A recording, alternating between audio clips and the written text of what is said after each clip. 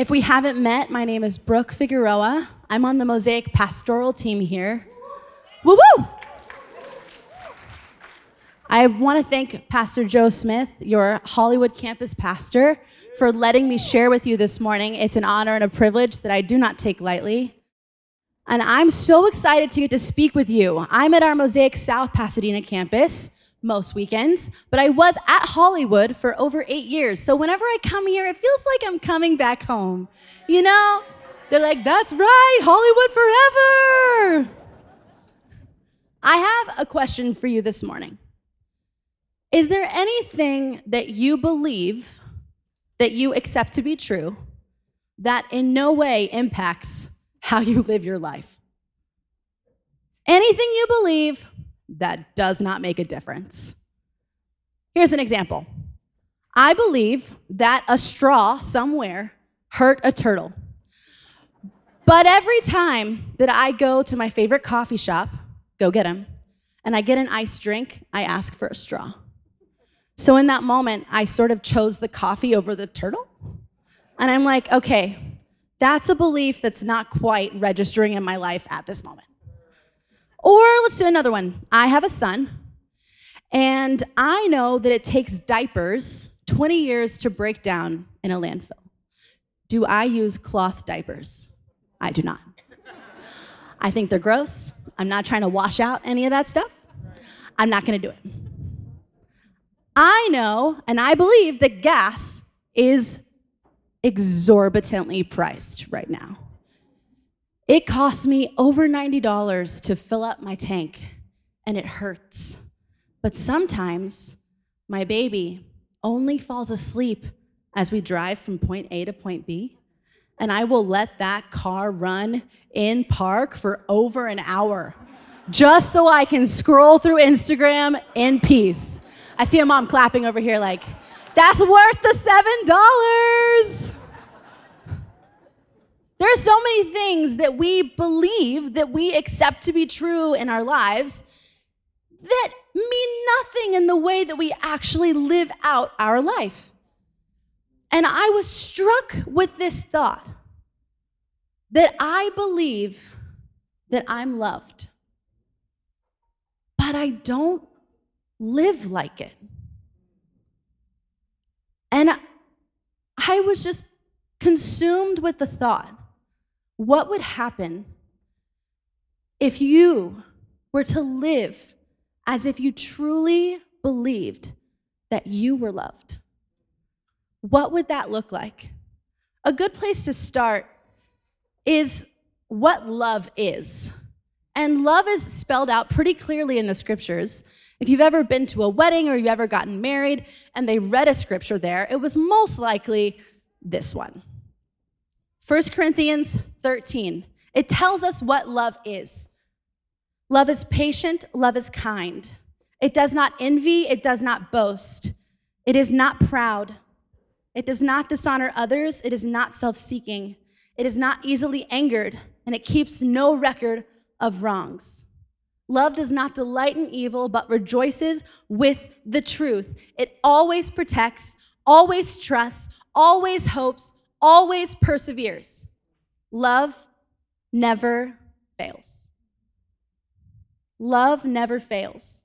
But where there are prophecies, they will cease. Where there are tongues, they will be stilled. Where there is knowledge, it will pass away. For we know in part and we prophesy in part. But when completeness comes, what is in part disappears. Now at this point, you're probably getting a little like, oh, she's losing me. I was down with the love is, fill in the blank.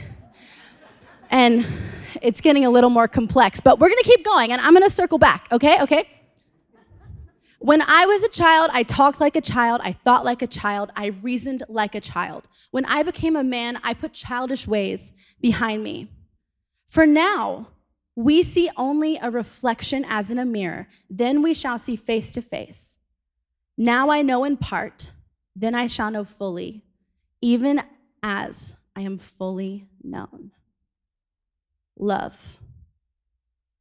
Love is a vast and mysterious word, an emotion, a foundation that can consume us. Have you ever fallen in love? When you fall in love, it changes everything about you. Some of you are like, I have fallen in love. Have they fallen back? To be determined. You're like, trying to make eyes across the room. Did they nod? There's 3 different ways that it will help us to think about what love looks like, okay?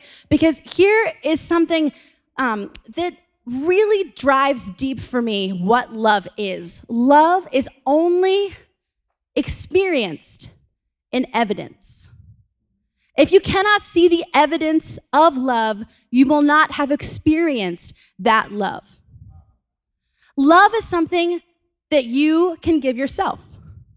You can love yourself. That's your first relationship with love. If you don't love yourself, then the love of another person will have no effect or impact on you. Because you will first believe what you tell yourself before you believe what someone else tells you. That is loving yourself. Have you ever tried to convince someone that you love them and they just wouldn't believe you? Or have you ever been friends with someone who didn't love themselves? Or maybe your child doesn't love themselves and you can't seem to do anything to get them to understand how loved they are. And it's because they don't love themselves. And their voice is the loudest one in the room. Loving yourself. That's the first relationship that we have with love. The second relationship we have with love is love with others. And this gets pretty tricky. Sometimes I talk about love, I bring up love to other people, and one of the first responses I get is that, well, no one loves me. No one's ever loved me. And so often, what we assume or what we see as a complete lack of love is not necessarily a lack of love, but an unfulfilling love. A love that does not love us in the way we need love. And so often, our relationship with our parents can be that love that we did not experience the right way, and thus we saw no evidence of that love in our lives. And the way other people love us, especially the way our parents love us, that informs how we love ourselves. Because if someone loves you in a way that hurts you, if someone loves you in a way that ignores you or makes you feel unvalued, then that begins to affect how you see yourself. Maybe I'm unvaluable. Maybe I'm not worth love. And then your voice gets louder and louder and louder, repeating this refrain of a love that wasn't enough from someone else. Now, here's the key, because this third relationship with love we're supposed to have is a relationship with God. God who created us in love. This is our third relationship with love. And the love of God was originally intended to be expressed through other people to us, so that we might see a reflection of his love in others. And that evidence would point us to the experiential relationship that is open to us in a relationship with God. The love of others was originally created to exemplify the love of God, so that the way our parents love us, the way our spouse loves us, the way our friend loves us, it would not dissuade us, but draw us closer to the love of God. But somewhere along the way, humanity let go of what it looks like to mirror that love. And we see that in verse 11. It says, "For now we see only a reflection as in a mirror.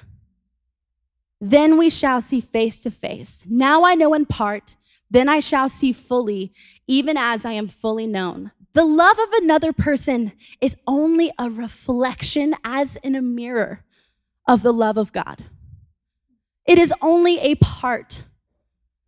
If you use the lack of love from another person to disqualify you or to push you away from the love of God, you are pushing away only a small understanding of what that love could really be if you chose to believe that God loved you as he says that he does.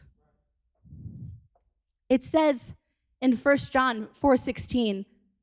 And so we know and rely on the love God has for us. God is love. Whoever lives in love lives in God, and God in them. God is love.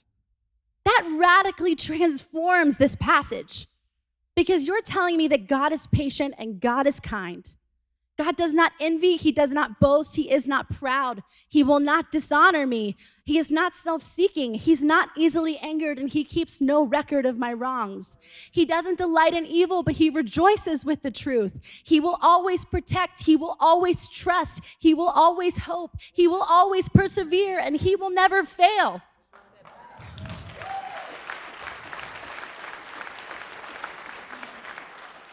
What does that stir in you when you hear what love is, and you ask yourself, what if that's who God is?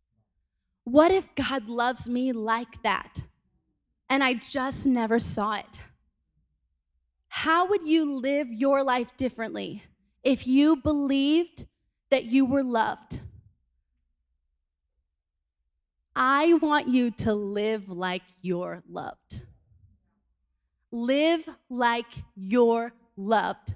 Live in the power of love, in the strength of love, in the beauty of love.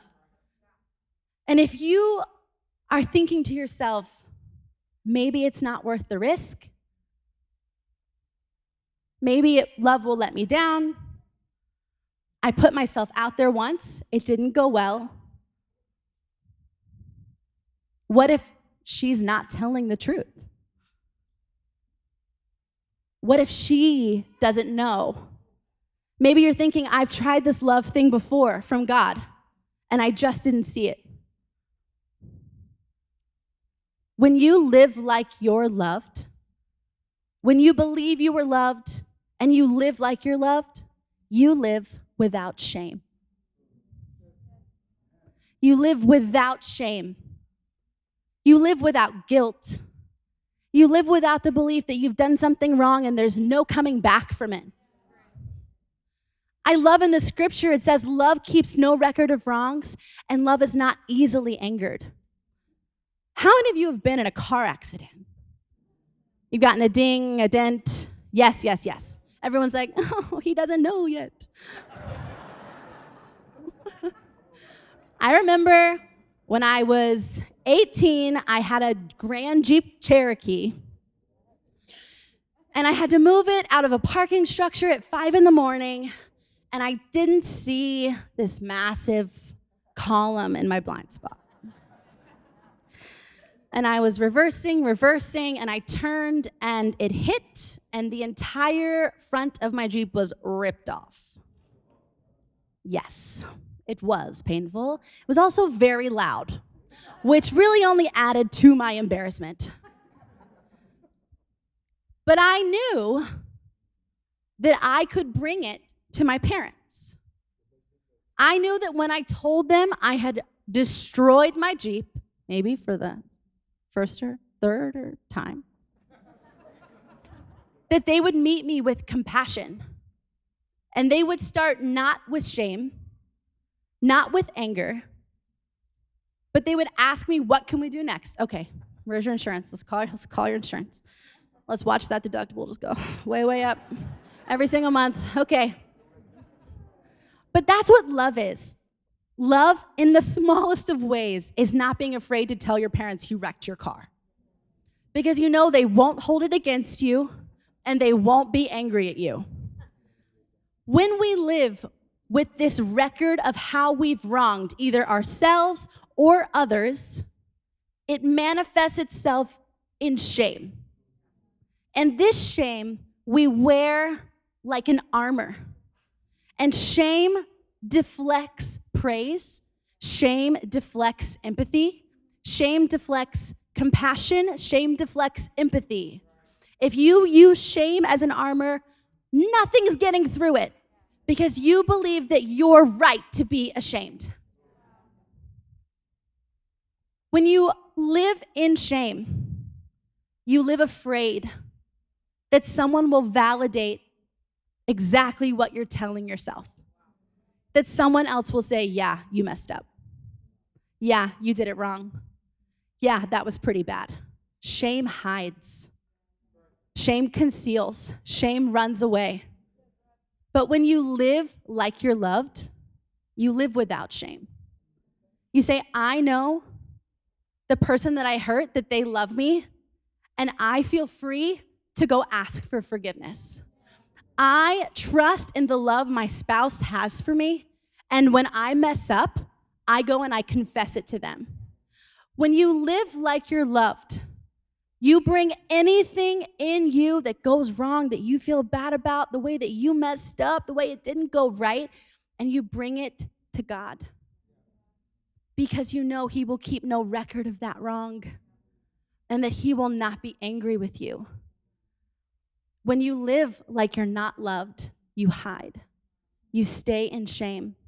And love is just knocking at your door, asking you to come out over and over and over. I'm not mad at you. I'm not mad at you. Why would you believe that I'm mad at you? I won't hold this against you. This is not who you are to me. When you live your life like you're loved, you can live without shame. And when you live like you're loved, you can live with grace. You can live with grace. Grace is the receiving of the undeserved love, the undeserved mercy, the undeserved forgiveness. When you live like you're loved and you live with grace, you do not withhold from others in fear that you will not get something back. I remember that for so many years, whenever I would be hurt, I would hold it against that person like it was my right.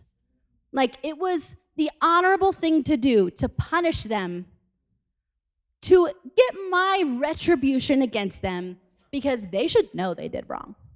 They should know. I don't see anyone else telling them. I'm going to tell them. I'm going to tell them every day. It says in the scriptures, God says, do not punish people. Let me handle that. And I was like, I don't see how you're doing it, so I'm going to go for it. And when you live your life that way, you only end up hurting yourself. When I was in college, I went to this conference, this Christian conference, and I had this huge moment of clarity where I realized that I had grown up in church and I had seen, I'd heard so many scriptures and I had read so many books and I'd sung so many songs.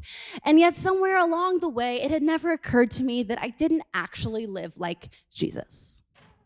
And that I was, in fact, not a good person. So when I came to this realization, it was the first time I truly understood the grace that had been offered to me through Jesus. And when I realized I was undeserving of that grace, that is when I could appreciate its gift to me and give back my life in kind. And the first thing that I felt convicted, I felt like I had to do, was give out all of that forgiveness that I had been withholding. And you know why I could do that? I could give that forgiveness back because I was already forgiven. I wasn't holding on to it like, this is the only forgiveness I'm gonna get. I have to save some up to forgive myself. No. I knew that as soon as I would offer out forgiveness, there was always more forgiveness given to me. I could give grace out freely because His grace would only be given to me over and over in abundance. Yes, clap for that, come on.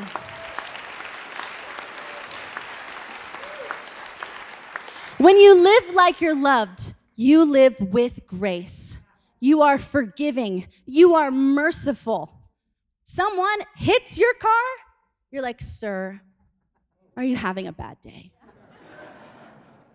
Not, sir, where's your insurance? Click, click, click with your camera. Ha, ha, ha, evidence.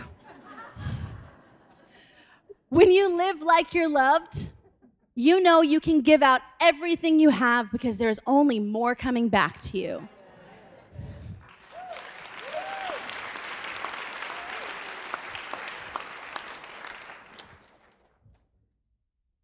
When you live like you're loved, you can live with courage.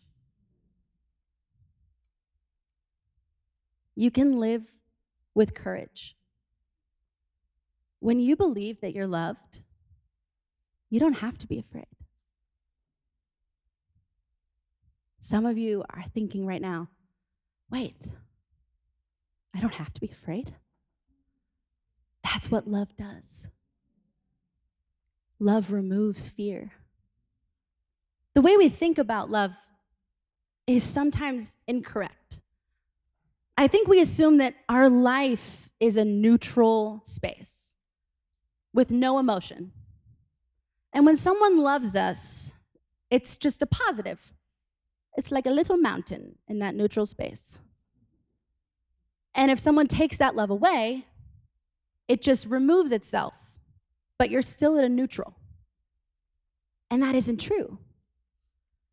Because God created you, and God is love. And he created you with love in the fabric of your being. Love is, in fact, essential to the universe. Without love, there is nothing. So when love is removed from your life, you're not at a neutral, you've created a vacuum. And there's always going to be something else aside from love to fill that space. One of the biggest ones is fear. Fear loves to take up love's residence. Don't love them.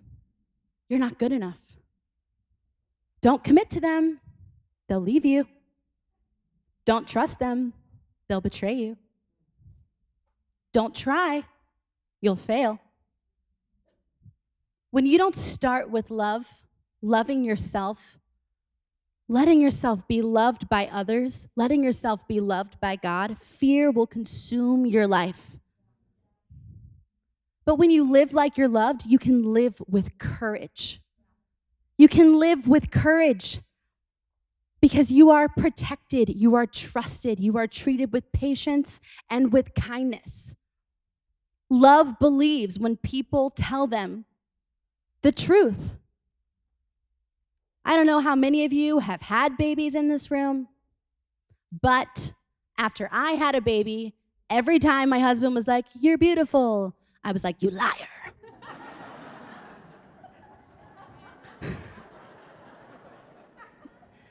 We both know you're just telling lies. And it became this strange alternate universe I was living in, where I knew that he loved me. I believed that he loved me, but he would tell me I was beautiful, and I would say, "I don't believe you." I was afraid that he didn't really think I was beautiful. I was afraid that because I looked different than I did before I had a kid, that now his opinion or his love for me would have changed.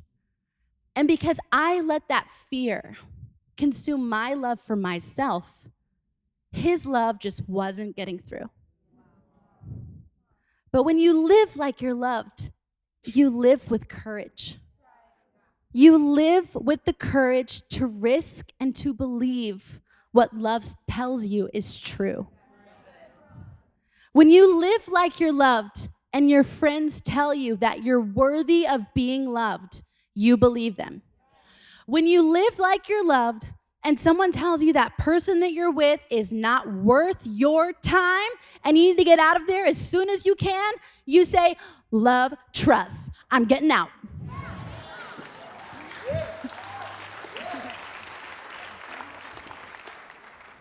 Not only do you live with courage, but love is courageous.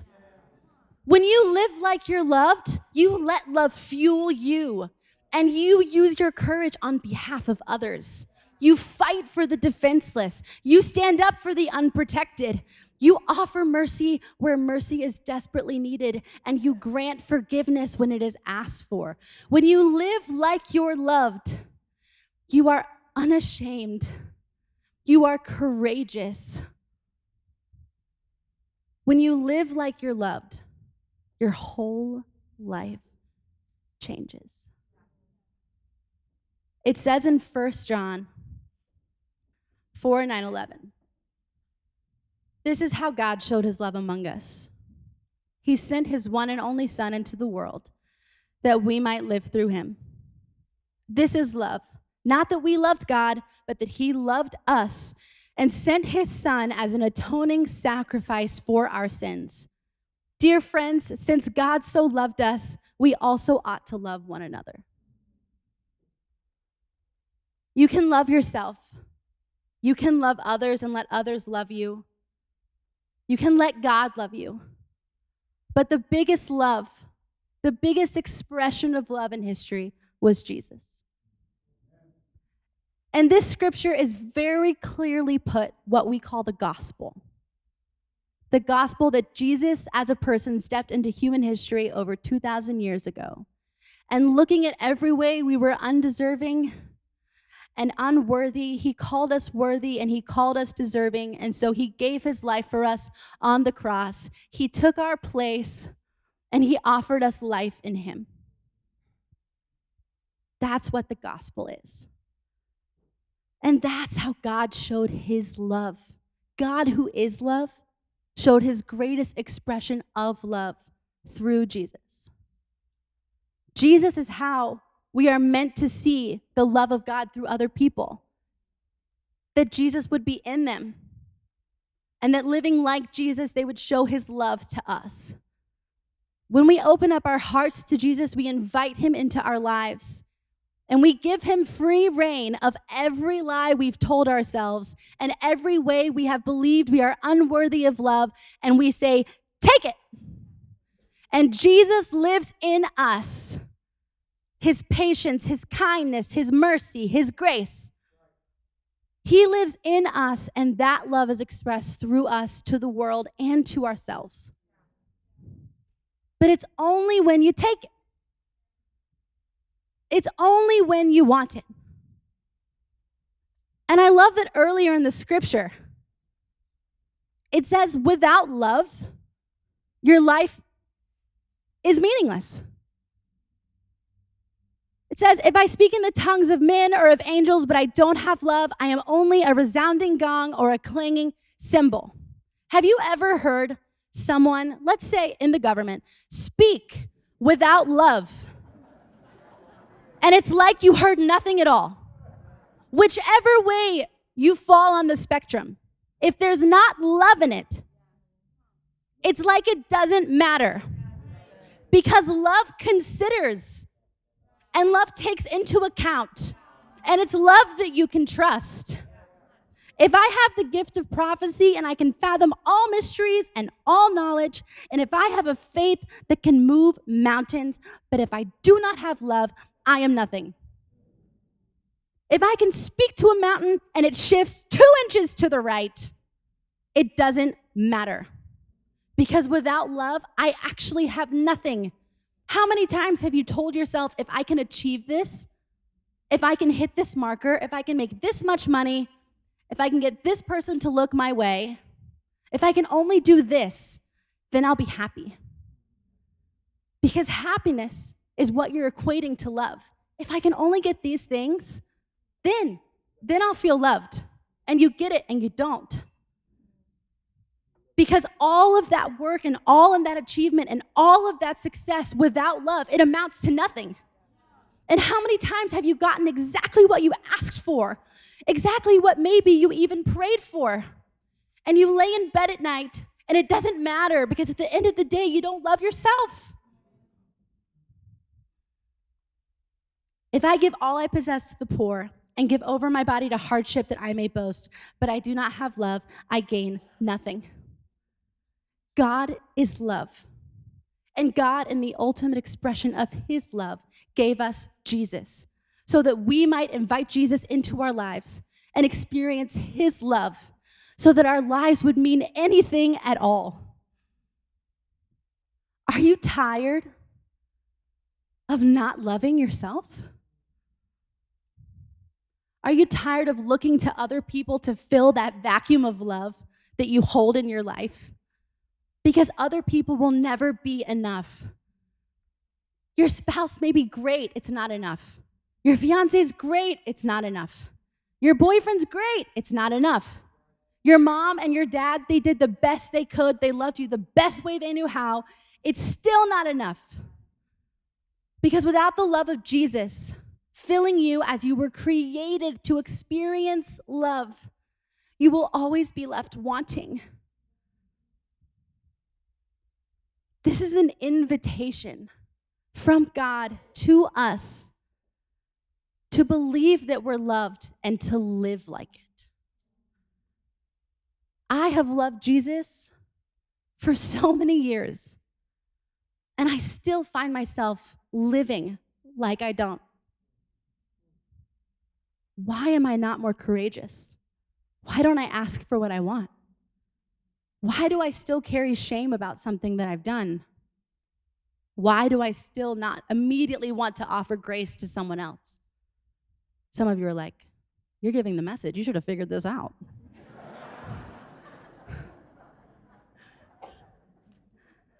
I want you to know that even if you have opened up your life to Jesus, you can still live like he doesn't love you. So today is an open door. If you want to love yourself, if you want to love others, if you want to experience the love of others, if you want to experience the love of God through the power and love of Jesus, this is your moment. It's right here. I'm here to tell you that you are loved. You are loved, and you did nothing to deserve it.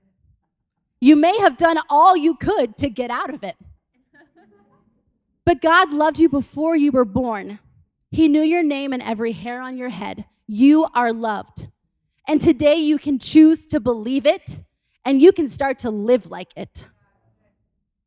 So now I want to give anyone in this room a chance to accept love, a chance to step into the love that Jesus offers. If you want to bow your heads with me in this room.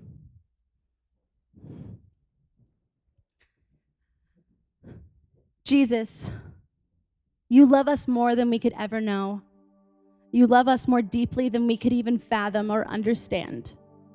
I pray today for every person in this room who has not yet experienced your love, who maybe wasn't ready before right now to open up their life to it. I pray for every person in this room today, Jesus, who doesn't want to be ashamed anymore, who doesn't want to be afraid anymore, for every person who wants to know that they are loved, that they are beautiful, that they are seen, and that there is someone they can trust with everything. Jesus, you will always treat them with kindness. You will always give them patience. You keep no record of their wrongs. You will never fail them. Today, if you want to accept that love into your life, you can just say the words, Jesus, I give you my life. You can say it to yourself. You can say it out loud. Jesus, I give you my life. And if you made that decision, if you could raise your hand to show me so I can pray for you right now.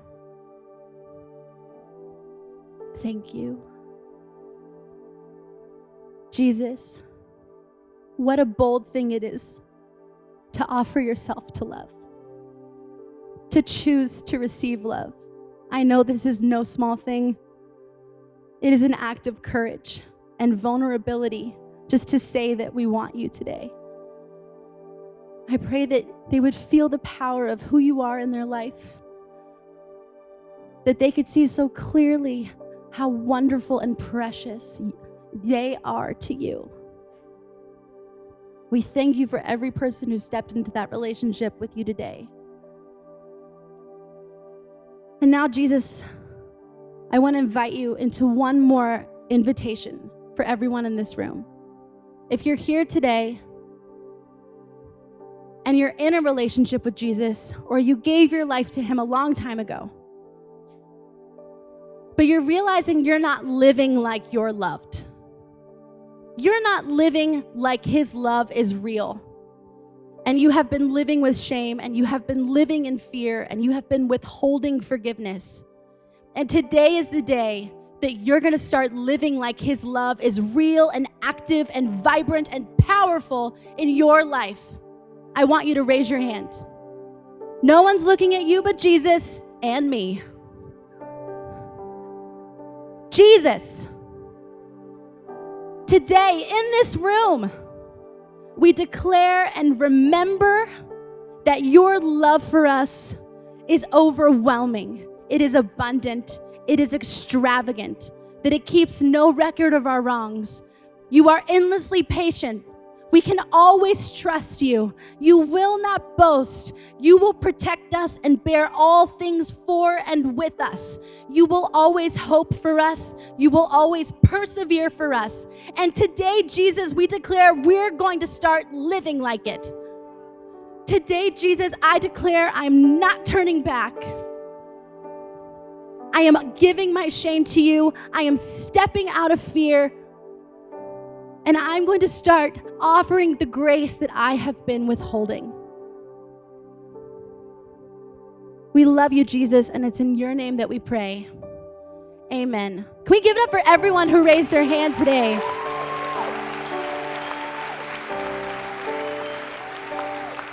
It's been a privilege and an honor to speak with you this morning. I love you so much, Mosaic. I'll see you soon.